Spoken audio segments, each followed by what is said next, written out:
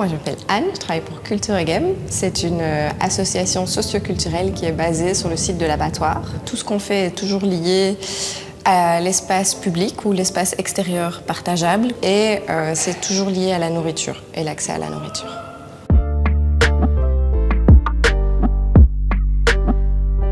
On a beaucoup de bénévoles. Je pense qu'on a un noyau dur de, on va dire, 50 à 80 personnes. On a aussi beaucoup de va-et-vient. Et donc si on compte le va-et-vient, on est très facilement à 250. Et on a nommé notre équipe de bénévoles la Dream Team. C'est pour illustrer que sans elles et eux et elles, en fait, rien n'a lieu ici.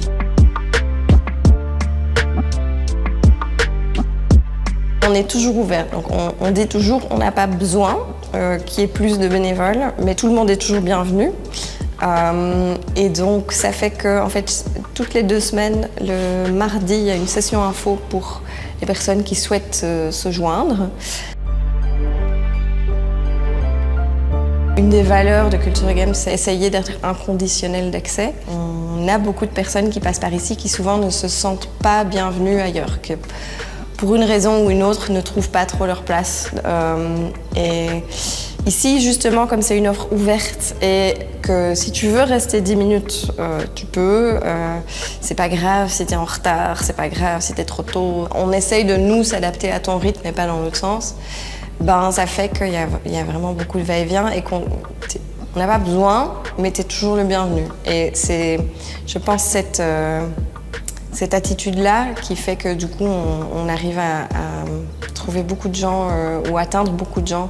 Et je pense vraiment que ça vient par le fait que c'est dans l'espace public, c'est extérieur, tu peux passer, y a pas de mur, il n'y a pas d'inscription, il n'y a pas de badge, il n'y a pas de cotisation et qu'il y a de la nourriture à chaque activité. C'est très basique, mais on se dit que chaque activité à Culture et Game commence avec un estomac rempli. Toutes les activités de Culture et Game sont toujours participatives. On essaye toujours de t'impliquer, ne fût-ce que si c'est pour papoter 5 minutes ou couper une carotte, eh ben, tu auras contribué à ce qui se passe. Il y a un effet qui se crée que beaucoup de gens considèrent Culture et Game comme un lieu d'accueil, comme leur famille.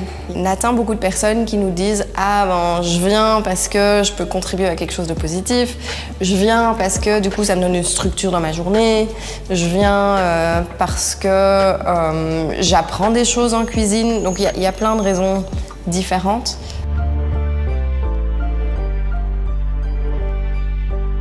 C'est accueillir des personnes comme elles sont et essayer de, au mieux, les entourer.